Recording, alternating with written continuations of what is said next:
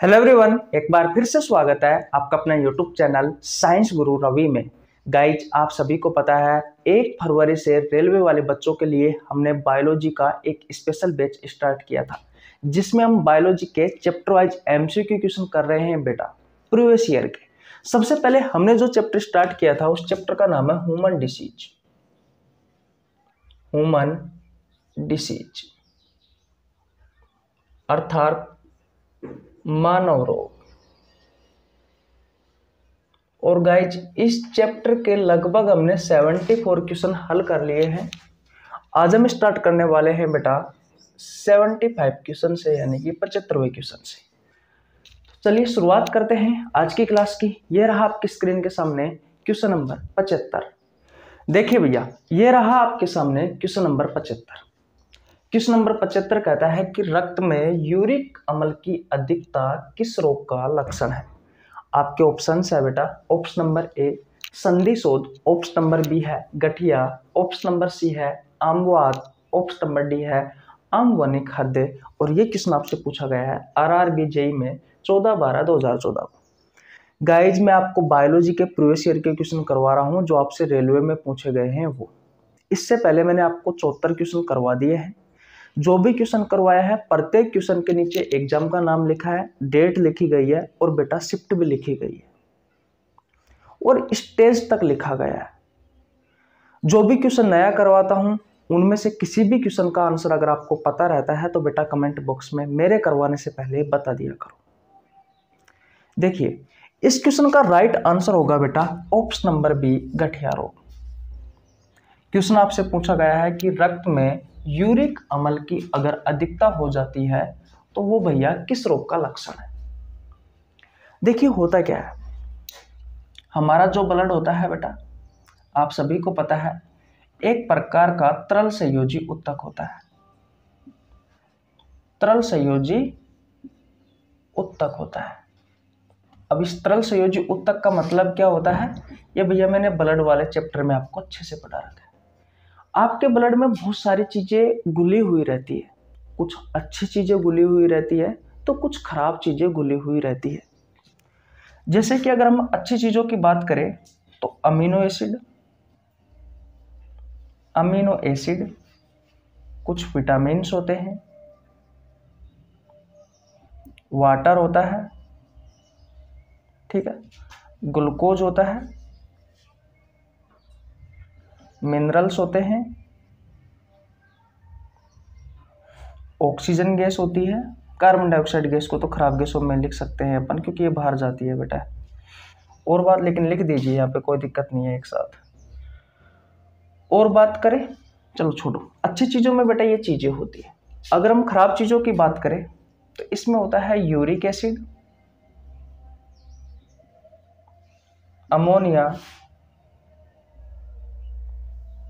और बात करें यूरिया, और बात करें तो यूरिक एसिड हो गया, अमोनिया हो गया, एक हम लिख सकते हैं बेटा क्रिएटिनाइन।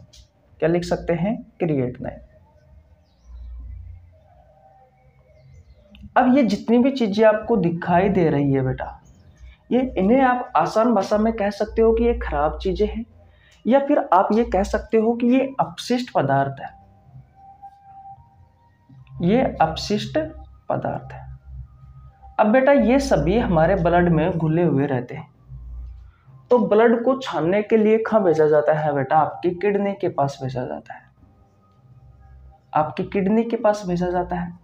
तो किडनी क्या करती है बेटा, जब ब्लड को छानती है तो ये सभी चीजें छानती है, लेकिन जो अच्छी चीजें होती है बेटा इनका तो अवशोषण हो जाता है, इनका तो अवशोषण हो जाता है। और बेटा ये जो खराब चीजें होती है ये बेटा जो एक्सिस अमाउंट में जो वाटर होता है, जो अधिक मात्रा में जो पानी होता है हमारे मूत्र में, हमारे यूरिन में, उसके साथ में बेटा ये अपशिष्ट पदार्थ बाहर निकल जाते हैं। लेकिन कभी कभी क्या होता है कि हम अच्छे से पानी नहीं पीते हैं। अब बेटा अगर आप अच्छे से पानी नहीं पियोगे तो ये जो अपशिष्ट पदार्थ होते हैं बेटा ये हमारे शरीर से बाहर नहीं जाते हैं। और इन्हीं अपशिष्ट पदार्थों में से किसी एक से आपसे ये क्वेश्चन पूछा गया है, जो पूछा गया है बेटा RRB जेईई में 14/12/2014 को। क्वेश्चन है कि अगर रक्त में जो यूरिक एसिड है या यूरिक अम्ल है इसकी अगर अधिकता हो गई तो बेटा वो किस रोग का लक्षण है। तो याद रखना बेटा, अगर आपके ब्लड में ये जो यूरिक एसिड है इसकी मात्रा अधिक हो जाती है बेटा तो आपको कौन सा रोग होता है बेटा, आपको गठिया रोग होता है। क्योंकि ये यूरिक एसिड क्रिस्टल के फॉर्म में बेटा हमारे जॉइंट्स में जाकर के जमा हो जाता है, जिससे क्या होता है बेटा, हमें उठने बैठने में प्रॉब्लम आती है, हमारे जॉइंट्सों में दर्द रहता है। और उस रोग को क्या कहा जाता है बेटा, उस रोग को कहा जाता है भैया गठिया रोग। उस रोग को क्या कहा जाता है बेटा, उस रोग को गठिया रोग कहा जाता है। तो आशा करता हूं बेटा आपको ये क्वेश्चन बहुत अच्छे से समझ में आ गया होगा।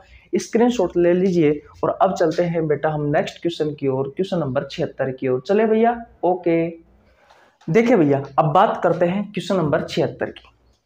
ये जो क्वेश्चन है बेटा सेम पिछले क्वेश्चन से रिलेटेड है। बेटा गेट बंद कर दे, है कि नहीं। मैंने कहा कि बेटा ये जो क्वेश्चन है ये पिछले क्वेश्चन से रिलेटेड है, क्वेश्चन नंबर 76। तो मैंने आपको पिछले क्वेश्चन में जो चीजें समझाई है उसी पर आधारित बेटा ये क्वेश्चन है। तो देखिए भैया, इस क्वेश्चन का आंसर देना आपको। गठिया एक बीमारी है जो निम्न में से प्रभावित करती है। आपके ऑप्शंस है, ऑप्शन नंबर ए जोड़ को, ऑप्शन नंबर बी गुर्दे को, ऑप्शन नंबर सी मस्तिष्क को और ऑप्शन नंबर डी है फेफड़े को। ये क्वेश्चन आपसे आरआरबी जेईई में पूछा गया है बेटा 24/5/2019 को। बताइए इस क्वेश्चन का राइट आंसर क्या होगा। अभी हमने बेटा गठिया बीमारी के बारे में पढ़ा। किस बीमारी के बारे में पढ़ा, गठिया बीमारी के बारे में पढ़ा। गठिया बीमारी में क्या होता है बेटा, अगर रक्त में यानी कि आपके ब्लड में बेटा, आपके ब्लड में जो यूरिक एसिड है, जो यूरिक एसिड है या फिर जो यूरिक अम्ल है, इस यूरिक अम्ल की मात्रा ज्यादा हो जाती है तो बेटा आपको कौन सा रोग होता है भैया, आपको गठिया रोग होता है। और इस गठिया रोग में क्या होता है, ये जो यूरिक अम्ल होता है बेटा ये हमारे जॉइंट्स में जाकर के, हमारे जोड़ में जाकर के जमा हो जाता है क्रिस्टल के रूप में, जिससे क्या होता है बेटा, उठने में बैठने में प्रॉब्लम आती है बेटा, हमारे जॉइंट्स में दर्द रहता है। और मुख्य रूप से ये जो बीमारी होती है बेटा ये बड़े बुजुर्ग जो होते हैं उनमें देखने को मिलती है। तो आपसे सिंपल तरीके से क्वेश्चन पूछा गया है, क्वेश्चन नंबर 76 की गठिया एक बीमारी है जो निम्न में से प्रभावित करती है बेटा। तो भैया जोड़ों को प्रभावित करती है, अभी पिछले ही क्वेश्चन में हमने बेटा डिटेल में समझा था इसके बारे में। तो आशा करता हूँ ये क्वेश्चन भी आपको बहुत अच्छे से समझ में आ गया होगा। इस गठिया बीमारी से संबंधित मैं आपको पहले भी 1-2 क्वेश्चन पहले भी करवा चुका, लेकिन फिर दोबारा आ गए हैं तो दोबारा करवाना भी हमारा फर्ज बनता है बेटा, क्योंकि वहां पर पूछे गए क्वेश्चन अलग एग्जाम में थे, यहाँ पर पूछे गए क्वेश्चन अलग एग्जाम में है और शायद अलग अलग भी क्वेश्चन है। ओके, तो स्क्रीनशॉट ले लीजिए बेटा। अब चलते हैं नेक्स्ट क्वेश्चन की ओर, क्वेश्चन नंबर 77 की ओर। देखिए भैया, अब बात करते हैं क्वेश्चन नंबर 77 की। अच्छा क्वेश्चन है। क्वेश्चन नंबर 77 क्या कहता है कि मनुष्यों में रोग संचारित करने वाले जीवों को क्या कहते हैं। आपके ऑप्शंस है, ऑप्शन नंबर ए है वाहक, ऑप्शन नंबर बी है रोगजनक, ऑप्शन नंबर सी है सूक्ष्म जीव, ऑप्शन नंबर डी है कोई नहीं। यह क्वेश्चन आपसे एसएससी में भी पूछा गया था और आरआरबी जेईई 14/12/2014 को भी पूछा गया था। पहले मैं आपको यह बता देता हूं कि एसएससी में जो क्वेश्चन पूछा गया था उसकी लाइन क्या थी। एसएससी में पूछा गया था कि एक व्यक्ति से दूसरे, अरे इसको क्यों कर रहा है तू, एक व्यक्ति से दूसरे व्यक्ति में रोगों को संचारित करने वाले जीवों को कहा जाता है।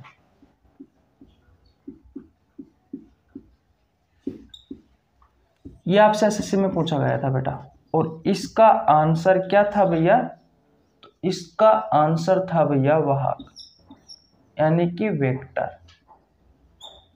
क्या लाइन थी, एसएससी में पूछी गई थी बेटा सेम। ये समझ में नहीं आता तेरे को, एक व्यक्ति से दूसरे व्यक्ति में रोगों को संचारित करने वाले जीवों को क्या कहा जाता है। ये आपसे क्वेश्चन पूछा गया था बेटा, और इसका आंसर क्या था? वाहक। तो याद रखना, एक व्यक्ति से दूसरे व्यक्ति में जो रोगों को फैलाते हैं, ऐसे जीव बेटा जो एक व्यक्ति से दूसरे व्यक्ति में रोगों को फैलाते हैं, ऐसे जीवों को कहा जाता है वेक्टर वाहक। आपने देखा होगा बेटा, जब मच्छर, ये एक व्यक्ति से दूसरे व्यक्ति में रोगों को आसानी से फैला सकते हैं। मक्खी, और भी बहुत सारे वेक्टर है, बहुत सारे वाहक है। कुत्ता, चमगादड़,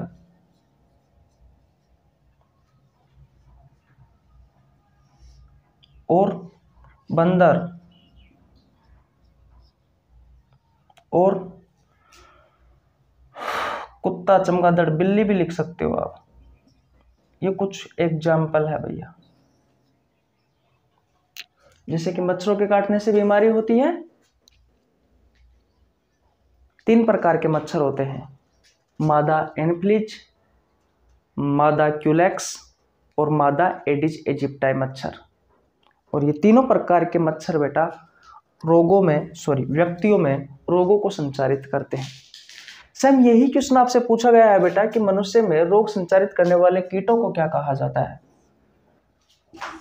तो बेटा वाहक कहा जाता है, वेक्टर कहा जाता है। क्या कहा जाता है? वेक्टर कहा जाता है। आपको पता है बेटा, सुअर से भी रोग फैलता है, सुअर से भी फैलता है, हवा से भी फैलता है बेटा, और बात करें ड्रॉपलेट से भी फैलता है, रोगी के कपड़े पहनने से भी फैलता है, रोगी के साथ झूठा खाना खाने से भी फैलता है। तो एक व्यक्ति से दूसरे व्यक्ति में रोगों को संचारित करने वाले जो जीव है बेटा, इस जीवों को कहा जाता है क्या? वेक्टर, वाहक। समझ में आ गया? ओके। रोगजनक के बारे में बात करते हैं कि रोगजनक क्या है। देखो समझिए, रोग जनक, जनक का मतलब होता है बेटा जन्म देने वाला। क्या? जन्म देने वाला, जन्म देने वाला। और रोग का मतलब होता है बेटा बीमारी, यानी कि जो बीमारी को जन्म देता है वो होता है बेटा रोगजनक। और रोगजनक को इंग्लिश में कहा जाता है बेटा पैथोजन। क्या कहा जाता है? पैथोजन। तो आपसे डायरेक्ट आपके एग्जाम में पैथोजन के बारे में भी पूछा जाता है। जैसे कि अगर मैं आपसे पूछूं कि टीबी के पैथोजन का नाम क्या है, टीबी के रोगजनक का नाम क्या है, तो एमटीबी, माइकोबैक्टीरियम ट्यूबरकुलोसिस बैक्टीरिया, ये एक बैक्टीरिया है बेटा जिसके कारण आपको टीबी होती है। तो याद रखना, रोगजनक क्या क्या हो सकता है? तो कोई वायरस का नाम हो सकता है, कोई बैक्टीरिया का नाम हो सकता है, कोई प्रोटोजोआ हो सकता है, कोई कवक हो सकता है। ये सभी बेटा रोगजनक हो सकते हैं। वेक्टर क्या होगा? वाहक क्या होगा? जो बीमारियों को फैलाता है बेटा वो वेक्टर होगा। जैसे कि सुअर हो सकता है, कोई पक्षी हो सकता है, मुर्गा हो सकता है, मुर्गी हो सकता है, हंस हो सकता है, बतख हो सकता है, जानवर हो सकते हैं, यहाँ तक कि गाय भैंस तक हो सकते हैं बेटा। मच्छर हो सकता है, मक्खी हो सकता है, कुत्ता हो सकता है, चमगादड़, बिल्ली, बंदर, हवा, ड्रॉपलेट, ये सभी बेटा बीमारी फैलने के जरिए हैं, जिन्हें आप वेक्टर कहते हैं, जिन्हें आप वाहक कहते हैं।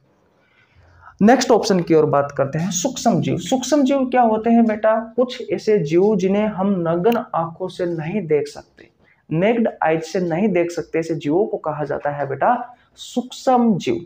और ऑप्शन नंबर डी है बेटा कोई नहीं। तो आपका जो राइट आंसर होगा वो होगा बेटा ऑप्शन नंबर ए, वाहक। क्योंकि ये जो वेक्टर होते हैं यही बीमारी फैलाते हैं। तो यही आपसे क्वेश्चन पूछा गया है कि मनुष्य में जो रोग संचारित करने वाले जीव है या रोग संचारित करने वाले जो कीट है उन्हें क्या कहा जाता है बेटा? तो उन्हें वाहक कहा जाता है, उन्हें वेक्टर कहा जाता है। समझ में आ गया? ओके, स्क्रीनशॉट ले लीजिए। कुछ महत्वपूर्ण सूचना देने वाला हूं। हर रोज सुबह 6 बजे कम्युनिटी पोस्ट में बायोलॉजी का एक बेहतरीन क्वेश्चन आता है जिसका आंसर हर रोज 100, 200, 300, 400 स्टूडेंट देते हैं। ये वो क्वेश्चन होता है बेटा जो या तो आपसे आपके एग्जाम में पहले पूछा गया होता है या इस क्वेश्चन को आगे पूछे जाने की संभावना रहती है। अगर आप हर रोज इस क्वेश्चन का आंसर देते हैं तो बायोलॉजी के बेहतरीन क्वेश्चनों पर आपकी पकड़ बनी रहेगी, जिससे जब आप एग्जाम में बैठोगे बेटा तो वहां बेटा आपको बायोलॉजी के क्वेश्चन देखने को मिलेंगे। इसलिए हर रोज सुबह 6 बजे वाली कम्युनिटी जो पोस्ट आती है उसमें आंसर दिया करो। और शाम 7 बजे ये वाला बैच है बेटा, इसका नाम है Janshatabdi express batch biology RRB 2024। ये रेलवे वाले बच्चों के लिए तो रामबाण साबित होगा ही होगा। साथ ही साथ में आप किसी भी प्रतियोगी परीक्षाओं की तैयारी कर रहे हो, बेझिझक होकर बेटा इस बैच को आप पढ़ सकते हो, क्योंकि आपके लिए भी फायदेमंद है। क्योंकि मैं प्रीवियस ईयर के क्वेश्चन करवा रहा हूँ, क्वेश्चन के साथ साथ में बेटा उनकी थ्योरी भी करवाता हूँ, उनसे संबंधित जो बातें हैं वो भी मैं बताता हूँ आपको बिल्कुल आसान भाषा में, ताकि वो चीजें आपको समझ में आ जाए। और इस बैच का टाइम रहता है बेटा सोमवार से लेकर के शनिवार तक, संडे का इसका ऑफ रहता है। और सुबह 7 बजे वाले बैच में बेटा मैं आपको थ्योरी पढ़ा रहा हूँ, जिसमें मैंने अभी मस्कुलर सिस्टम वाला चैप्टर समाप्त किया है। उससे पहले बेटा मैंने मानव रोग वाला चैप्टर पढ़ाया था, लगभग 55 क्लासों में मैंने वो चैप्टर समाप्त किया था। तो आप सोच सकते हो कि किसी चैप्टर को अगर मैं 2 महीने में करवा रहा हूँ तो कितना अच्छा कंटेंट होगा। बिल्कुल 0 लेवल से शुरुआत करता हूँ बेटा और हाई लेवल तक लेके जाता हूँ। मैंने जो चैप्टर करवाया है बेटा, अगर फिर उसके बाद में मैंने आपके रेलवे के प्रीवियस ईयर के क्वेश्चन निकाले हैं, तो लगभग 95% बेटा मैंने क्वेश्चन जो मैंने आपको पढ़ाया है उसी में से है भैया। तो यानी कि हम जो पढ़ रहे हैं बेटा वो आपके सिलेबस के हिसाब से पढ़ रहे हैं, आपके सिलेबस को ध्यान में रखते हुए पढ़ रहे हैं।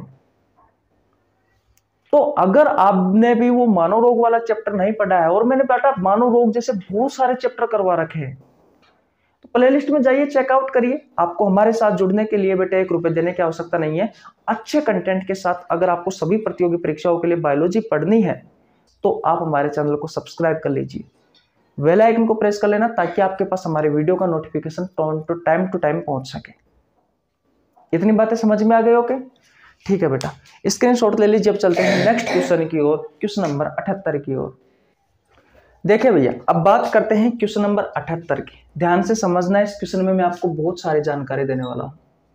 क्वेश्चन नंबर 78 कहता है कि जो मधुमेह सामान्यतः किसका परिणाम है। आपके ऑप्शन है बेटा, ऑप्शन नंबर ए है कम इंसुलिन स्राव, ऑप्शन नंबर बी है कम थायरोक्सिन स्राव, ऑप्शन नंबर सी है कम एस्ट्रोजन स्राव, ऑप्शन नंबर डी है इनमें से कोई नहीं। और ये क्वेश्चन आपसे पूछा गया है बेटा RRB JEE में 14/12/2014 को। बताइए इस क्वेश्चन का राइट आंसर क्या होगा। ध्यान से समझना बेटा, एक ग्रंथि होती है अग्नाशय ग्रंथि। कौन सी ग्रंथि? अग्नाशय ग्रंथि, पैंक्रियाज, पैंक्रियाज ग्लैंड। अब सबसे पहले तो हमारे दिमाग में क्वेश्चन आता है कि ये ग्रंथि होता क्या है। देखिए बेटा, सबसे पहले मैं ग्रंथि के बारे में बताता हूं। हमारे शरीर का ऐसा कोई अंग जो एक रासायनिक यौगिक का निर्माण करता है। किसका बेटा? रासायनिक यौगिक का। मानव शरीर का ऐसा कोई अंग जो रासायनिक यौगिक का, यानी कि केमिकल कंपाउंड का, केमिकल कंपाउंड का क्या करता है बेटा? निर्माण करता है। और इस केमिकल कंपाउंड को या तो किसी अन्य अंग के पास भेज देगा, या फिर बेटा हमारे शरीर से ही बाहर निकाल देगा। ऐसे ऑर्गन को कहा जाता है बेटा ग्रंथि। अब ऐसे हमारे शरीर में बहुत सारे ऑर्गन है बेटा जो केमिकल कंपाउंड के निर्माण करते हैं, जो रासायनिक यौगिकों का निर्माण करते हैं। और जितने भी अंग बेटा इन रासायनिक यौगिक का निर्माण करते हैं, उन सभी अंगों को कहा जाता है ग्रंथि। अब ये केमिकल कंपाउंड क्या क्या हो सकता है? तो जूस हो सकता है, एंजाइम हो सकता है, और हार्मोन हो सकता है।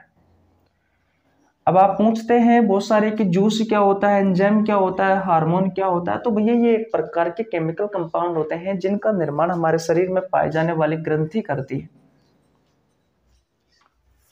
इतनी बात समझ में आ गई आपको? ओके। और इन केमिकल कंपाउंड के आधार पर बेटा ग्रंथियों को 3 भागों में बांटा गया है। इन ग्रंथियों को 3 भागों में बांटा गया है। जो जूस और एंजाइम बनाए ऐसे शरीर के अंगों को कहा जाता है बेटा अंतःस्रावी ग्रंथि। क्या कहा जाता है? अंतःस्रावी ग्रंथि। और जो हार्मोन का निर्माण करती है, जो जूस और एंजाइम बनाए उन्हें अंतःस्रावी ग्रंथि नहीं कहा जाता बेटा, उन्हें कहा जाता है बहिस्रावी ग्रंथि। बहिस्रावी ग्रंथि कहा जाता है। और जो हार्मोन का निर्माण करती है उन्हें कहा जाता है बेटा अंतःस्रावी ग्रंथि। और जो जूस का भी निर्माण करे, एंजाइम का भी निर्माण करे और हार्मोन का भी निर्माण करे, ऐसी ग्रंथियों को कहा जाता है बेटा मिश्रित ग्रंथि। और आज मैं थोड़ा सा डिटेल में बेटा ऐसी ही एक मिश्रित ग्रंथि के बारे में बताने वाला हूं जिससे ये क्वेश्चन संबंधित है। और उस ग्रंथि का नाम है बेटा अग्नाशय ग्रंथि या पेंक्रियाज ग्लैंड। उस ग्रंथि का नाम क्या है बेटा? अग्नाशय ग्रंथि, पेंक्रियाज ग्लैंड। अब अग्नाशय ग्रंथि एक मिश्रित ग्रंथि है बेटा, जो जूस भी बनाती है, एंजाइम भी बनाती है और हार्मोन भी बनाती है। लेकिन आपके एग्जाम में ये जो क्वेश्चन पूछा गया है आरआरबी जेईई 14/12/2014 को, वो बेटा हार्मोन से संबंधित है, वो हार्मोन से संबंधित है। तो आइए उसके बारे में जानते हैं। पहले बेटा स्क्रीनशॉट ले लीजिए। ले लिया? ओके। देखिए भैया, अब थोड़ा सा आगे बढ़ते हैं, ठीक है। इनको मैं मिटा देता हूं। अब इतना तो आपको समझ में आ गया भैया कि अग्नाशय ग्रंथि एक मिश्रित ग्रंथि है। तो मिश्रित ग्रंथि क्या होती है बेटा? जो जूस, एंजाइम और हार्मोन तीनों का निर्माण करे, उस ग्रंथि को मिश्रित ग्रंथि कहा जाता है, ठीक है। अब जो अग्नाशय ग्रंथि होती है बेटा, इस अग्नाशय ग्रंथि में 4 प्रकार की सेल होती है। 4 प्रकार की क्या होती है बेटा? कोशिका होती है। 4 प्रकार की कोशिका होती है। नंबर 1 पर आती है बेटा एल्फा सेल, नंबर 2 पर आता है बेटा बीटा सेल, नंबर 3 पर आता है बेटा डेल्टा सेल और नंबर 4 पर आता है बेटा एफ सेल। अब याद रखना, जो एल्फा, बीटा और जो डेल्टा सेल है बेटा, ये तीनों निर्माण करती है हार्मोन का, ये तीनों निर्माण करती है हार्मोन का। और जो एफ सेल होती है बेटा, ये जूस का और भैया एंजाइम का निर्माण करती है। अब देख लीजिए आपके सामने है कि जो अग्नाशय ग्रंथि है, इसमें 4 प्रकार की कोशिका पाई जाती है, alpha cell, beta cell, delta cell और एफ सेल। तो alpha, beta, delta cell hormone का निर्माण कर रही है और एफ सेल है बेटा वो जूस और एंजाइम का निर्माण कर रही है। कहने का मतलब आपकी जो पेंक्रियाज ग्लैंड है, आपकी जो अग्नाशय ग्रंथि है, वो हार्मोन का भी निर्माण कर रही है, जूस का भी निर्माण कर रही है और एंजाइम का भी निर्माण कर रही है। इन तीनों का निर्माण कर रही है बेटा, इसलिए इसे हमने क्या कहा? एक मिश्रित ग्रंथि कहा। किसको भैया? अग्नाशय ग्रंथि को। और हमारा जो क्वेश्चन है बेटा वो है भैया बीटा सेल से। पहले मैं आपको बता देता हूं, बीटा सेल निर्माण करती है इंसुलिन हार्मोन का, इंसुलिन हार्मोन का। एल्फा सेल निर्माण करती है ग्लूकागोन हार्मोन का, ग्लूकागोन हार्मोन का। और डेल्टा सेल निर्माण करती है बेटा सोमेटोस्टेटिन हार्मोन का, सोमेटोस्टेटिन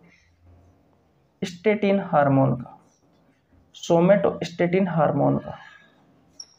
किसका निर्माण करती है बेटा? सोमेटोस्टेटिन हार्मोन का निर्माण करती है। ओके। और बेटा जो एफ सेल होती है बेटा, ये पैंक्रियाटिक जूस का, पैंक्रियाटिक जूस का, पैंक्रियाटिक जूस का यानी कि अग्नाशय रस का निर्माण करती है। और इस अग्नाशय रस में बेटा एंजाइम पाए जाते हैं, जैसे कि लाइपेज एंजाइम पाया जाता है, ट्रिप्सिन एंजाइम पाया जाता है, एमाइलेज एंजाइम पाया जाता है। ये सभी एंजाइम बेटा आपकी एफ सेल में पाए जाते हैं। एफ सेल में पाए जाने वाला ये जो पैंक्रियाटिक जूस होता है, ये जो अग्नाशय रस होता है, इसी अग्नाशय रस में बेटा ये अग्नाशय एंजाइम पाए जाते हैं, जो कि भोजन के पाचन में सहायक होते हैं। और एफ सेल के बारे में हम बेटा पाचन तंत्र वाले चैप्टर में पढ़ते हैं, क्योंकि अग्नाशय रस होता है, इस अग्नाशय रस में पाए जाने वाले जो अग्नाशय एंजाइम होते हैं, जैसे कि एमाइलेज, ट्रिप्सिन, लाइपेज एंजाइम, ये भोजन के पाचन में सहायक होते हैं। इसलिए बेटा हम एफ सेल को किस में पढ़ते हैं बेटा? पाचन तंत्र में पढ़ते हैं। लेकिन एल्फा सेल, बीटा सेल और डेल्टा सेल के बारे में बेटा हम एंडोक्राइन सिस्टम वाला जो चैप्टर होता है, अंतःस्रावी तंत्र वाला जो चैप्टर होता है, उसमें पढ़ते हैं। क्योंकि जो एंडोक्राइन सिस्टम जो एंडोक्राइन ग्लैंड्स होती है बेटा, ये हार्मोन का निर्माण करती है। तो आप देख सकते हो एल्फा सेल भी एक हार्मोन का निर्माण कर रही है जिसका नाम है ग्लूकागोन हार्मोन, बीटा सेल भी एक हार्मोन का निर्माण कर रही है जिसका नाम है इंसुलिन हार्मोन, और डेल्टा सेल भी बेटा एक हार्मोन का निर्माण कर रही है जिसका नाम है स्टेटिन हार्मोन। अब बेटा समझते हैं इंसुलिन हार्मोन के बारे में, जिसका निर्माण बेटा अग्नाशय में पाई जाने वाली बीटा कोशिका कर रही है। तो इन्हें मैं मिटा देता हूं। आशा करता हूं बेटा यहां तक की चीज आपको समझ में आ गई होगी। और फिर भी अगर आपको समझ में नहीं आ रहा है तो बेटा मैं आपको बता दूं, मैंने ये एंडोक्राइन सिस्टम वाला चैप्टर आपको बहुत अच्छे से पढ़ा रखा है, आपको नीचे लिंक डिस्क्रिप्शन में मिल जाएगा, जाकर पढ़ सकते हो। पाचन तंत्र वाला चैप्टर भी बेटा मैंने आपको बहुत अच्छे से पढ़ा रखा है, अगर नहीं पढ़ रखा है तो जाकर पढ़ लीजिए भैया। और भी मैंने बायोलॉजी के बहुत सारे चैप्टर करवा रखे हैं, अगर आपने नहीं पढ़ रखे हैं बेटा तो जाकर पढ़ लीजिए। अब देखिए इंसुलिन हार्मोन के बारे में बात कर लेते हैं। इंसुलिन हार्मोन, और ये जो इंसुलिन हार्मोन होता है बेटा, यज्ञाशय में पाई जाने वाली बीटा सेल इसका निर्माण करती है। और ये क्या करता है बेटा, इसका मुख्य कार्य होता है रक्त में पाई जाने वाली जो शर्करा होती है,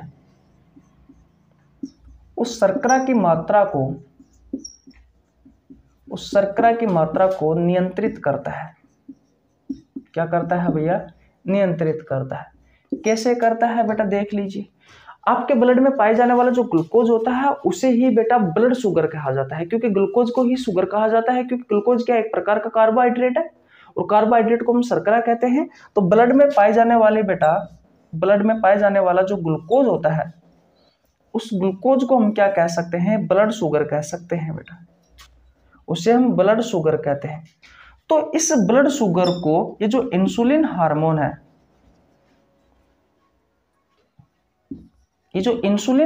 ये क्या करता है, जब आपके ब्लड में ग्लूकोज की मात्रा ज्यादा हो जाती है तो इंसुलिन हार्मोन क्या करता है, इसे बेटा ग्लाइकोजन में कन्वर्ट कर देता है, और इस ग्लाइकोजन में कन्वर्ट कर देता है। लेकिन कभी कभी क्या होता है बेटा, आपके जो इंसुलिन हार्मोन है इसकी बेटा कमी हो जाती है। अब बेटा कमी हो गई तो ये बताओ, क्या ब्लड में पाए जाने वाला ये जो ग्लूकोज है, क्या ये ग्लाइकोजन में बदलेगा? क्या नहीं बदलेगा बेटा। जिससे क्या होगा, आपके ब्लड में बेटा ग्लूकोज की मात्रा बढ़ जाती है। किसकी? ग्लूकोज की मात्रा बढ़ जाती है बेटा, या अधिक हो जाती है, और इसी बीमारी को कहा जाता है बेटा मधुमेह रोग। इसी बीमारी को कहा जाता है बेटा मधुमेह रोग। तो आशा करता हूं बेटा पिछले 10 मिनट से मैं आपको जो समझाना चाह रहा था वो अब आपको अच्छे से समझ में आ गया है। तो होता क्या है बेटा, मधुमेह सामान्यतः ब्लड में पाए जाने वाला जो ग्लूकोज है, जिसे आप ब्लड शुगर कहते हो, जब इसकी मात्रा अधिक हो जाती है तो इंसुलिन हार्मोन किस में कन्वर्ट कर देता है, इस ग्लूकोज को ग्लाइकोजन में। लेकिन जब ये इंसुलिन हार्मोन में ही कुछ प्रॉब्लम आ गई, या फिर आप कह सकते हैं कि पेंक्रियाज जो ग्लैंड है, अग्नाशय जो ग्रंथि है, उसमें ही कोई प्रॉब्लम हो गई, तो आपका जो इंसुलिन हार्मोन बनेगा क्या? नहीं बनेगा बेटा। जब इंसुलिन हार्मोन की कमी हो जाएगी या इंसुलिन हार्मोन काम नहीं करेगा तो बेटा ब्लड में ग्लूकोज की मात्रा बढ़ जाएगी, क्योंकि बढ़ी हुई मात्रा ग्लाइकोजन में परिवर्तित नहीं हो सकती। तो ब्लड में जब ग्लूकोज की मात्रा बढ़ जाती है तो उसी रोग को कहा जाता है बेटा मधुमेह रोग या डायबिटीज मेलिटस। और आपसे क्वेश्चन यही पूछा गया है कि मधुमेह सामान्यतः किसका परिणाम है बेटा, तो कम इंसुलिन स्राव का परिणाम है। जब इंसुलिन की मात्रा कम होगी तो भैया आपके ब्लड में ग्लूकोज की मात्रा बढ़ जाएगी, उसी को ही कहा जाता है मधुमेह। तो आपका ऑप्शन ए सही हो जाएगा। ये क्वेश्चन आपसे पूछा गया है RRB जेईई में 14/12/2014 को। नेक्स्ट जो क्वेश्चन करवाने वाला हूं बेटा वो इसी क्वेश्चन पर आधारित है, याद रखना, तो उसका आंसर भी आपको देना है। स्क्रीनशॉट ले लीजिए भैया, ले लिया? ओके, आगे चलते हैं। देखिए भैया, अब बात करते हैं 79 नंबर क्वेश्चन की। 79 क्वेश्चन नंबर 79 कहता है निम्नलिखित में से किसकी उच्च स्तर में उपस्थिति से मधुमेह होता है। अभी बेटा मैंने पिछले क्वेश्चन में आपको बहुत अच्छे से समझाया था कि एक्चुअली में डायबिटीज होता क्या है, मधुमेह क्या होता है। आपके ऑप्शन है, option number 1 fructose, option number B है सुक्रोज, ऑप्शन नंबर सी है ग्लूकोज, ऑप्शन नंबर डी है सैकेराइड्स। ये क्वेश्चन आपसे पूछा गया RRB NTPC में 16/4/2016 को शिफ्ट सेकंड में स्टेज फर्स्ट का क्वेश्चन है। बताइए इस क्वेश्चन का राइट आंसर क्या होगा, ये मैं आपको कमेंट बॉक्स में बताना है आपको। मैं छोड़ देता हूँ, नेक्स्ट क्वेश्चन करवाता हूँ, ठीक है। पिछले क्वेश्चन में बेटा इसका बहुत अच्छे से कम 10 से 12 मिनट में इस क्वेश्चन को मैंने बहुत अच्छे से समझाया था, तो इसका आंसर देना तो आपको बनता है। पर वैसे मैं प्रत्येक क्वेश्चन का आंसर करवाता हूं, लेकिन बेटा इस क्वेश्चन का आंसर तो आपको देना ही बनता है, ठीक है। ओके, नेक्स्ट क्वेश्चन की ओर चलते हैं, क्वेश्चन नंबर 80 की ओर। देखिए भैया, अब बात करते हैं क्वेश्चन नंबर 80 की। ये आज का लास्ट क्वेश्चन है बेटा और इंपॉर्टेंट क्वेश्चन है। क्वेश्चन नंबर 80 कहता है कि इनमें से कौन सा एक संक्रामक रोग नहीं है। संक्रामक का मतलब होता है बेटा फैलने वाला रोग नहीं है। ये आपसे क्वेश्चन पूछा गया है। आपके ऑप्शन है, ऑप्शन नंबर ए हैजा, ऑप्शन नंबर बी है खसरा, ऑप्शन नंबर सी है मलेरिया, ऑप्शन नंबर डी है मधुमेह। और ये क्वेश्चन आपसे RRB जेईई में 24/5/2019 को पूछा गया था भैया। इसका राइट आंसर क्या होगा? हैजा बेटा एक बैक्टीरिया से होने वाली बीमारी है और ये एक फैलने वाली बीमारी है। खसरा ये एक वायरस से होने वाली बीमारी है, ये भी एक फैलने वाली बीमारी है। मलेरिया ये एक प्रोटोजोआ से होने वाली बीमारी है बेटा। याद रखना, बैक्टीरिया, वायरस, प्रोटोजोआ और कवक से जितनी भी बीमारियां होती है वो सभी बीमारियां फैलने वाली बीमारी होती है। और आपसे क्वेश्चन पूछा गया है कि कौन सा संक्रामक यानी कि कौन सा फैलने वाला रोग नहीं है, तो भैया ऑप्शन नंबर डी है मधुमेह रोग। क्योंकि मधुमेह रोग आपको कब होता है, अभी मैंने आपको पिछले ही क्वेश्चन में समझाया था बेटा, जब इंसुलिन जो हार्मोन होता है, जो इंसुलिन जो हार्मोन होता है बेटा, इस इंसुलिन हार्मोन का जो स्राव है बेटा, अगर ये कम होगा तब जाकर ही बेटा आपको मधुमेह रोग होगा। तो ये फैलने वाली बीमारी नहीं है। तो यही आपका राइट आंसर हो जाएगा। और ये क्वेश्चन आपसे आरआरबी जेईई में 24/5/2019 को पूछा गया था। तो आज यहीं तक रखते हैं। कैसी लगी आपको वीडियो? अगर वीडियो अच्छी लगी हो तो वीडियो को लाइक कर दीजिए। चैनल पर नया है तो चैनल को जरूर सब्सक्राइब कर लेना, बेल आइकन को प्रेस कर लेना, ताकि आपके पास हमारी वीडियो का नोटिफिकेशन टाइम टू टाइम पहुंच सके। गाइज, आपके एग्जाम तक जुड़े रहिए। जब तक आपके पेपर होंगे तब तक बेटा हम आपको बायोलॉजी के बहुत सारे चैप्टर के एमसीक्यू क्वेश्चन करवा देंगे। लगभग आपका सिलेबस कंप्लीट करवाने की ही कोशिश करेंगे, क्योंकि अभी मुझे पता है 30-30 मिनट की, 25-25, 20-20 मिनट की क्लासें आ रही है। लेकिन ये महीना फरवरी रुक जाए, उसके बाद में बेटा 1 मार्च से हम 1-1 घंटे की क्लास लेना स्टार्ट कर देंगे। जितना हो सकेगा उतना आपका सिलेबस जल्दी करवाने की कोशिश करेंगे, क्योंकि अभी काम चल रहा है बेटा। थोड़ा बहुत आपने देखा होगा, पहले से क्लियरिटी में थोड़ा बहुत इम्प्रूव हुआ है और करने की कोशिश कर रहे हैं। माइक भी मंगाया जाएगा, और ताकि आपको और आवाज़ में बेहतर क्वालिटी मिले। ठीक है, ओके बेटा। तो ये क्वेश्चन आपको समझ में आ गया होगा। सभी प्रतियोगी परीक्षाओं के लिए अगर आपको बायोलॉजी पढ़नी है तो इस यूट्यूब चैनल पर अच्छे कंटेंट के साथ बायोलॉजी पढ़ सकते हो, बिल्कुल फ्री ऑफ कॉस्ट। चैनल पर नया तो चैनल को जरूर सब्सक्राइब कर लेना, बेल आइकन को प्रेस कर लेना, ताकि आपके पास हमारे वीडियो का नोटिफिकेशन टाइम टू टाइम पहुंच सके। मिलते हैं गाइस नेक्स्ट वीडियो में, तब तक के लिए जय हिंद, जय भारत, राम राम।